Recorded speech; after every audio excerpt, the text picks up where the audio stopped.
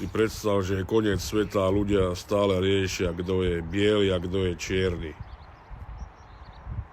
Ty si cigán. No som. Hovorí sa vraj, že keď cigáni zomrú, tak idú do neba. Je to pravda? Asi hej. A vieš, kam idú káčovia?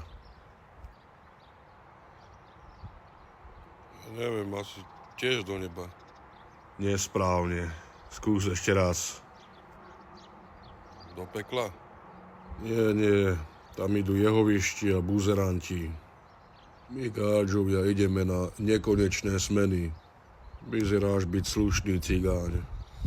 Myslel som si, že si terorista s tou bradou, ale máš deti.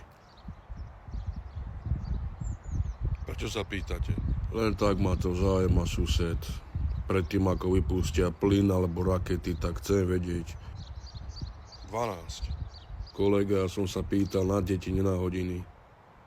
12 detí. Wow! Dobre si išiel.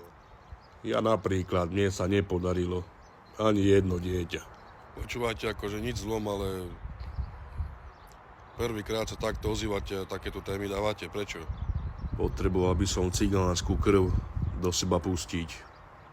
A tak by som sa ťa chcel opýtať, či by si nechcel darovať krv.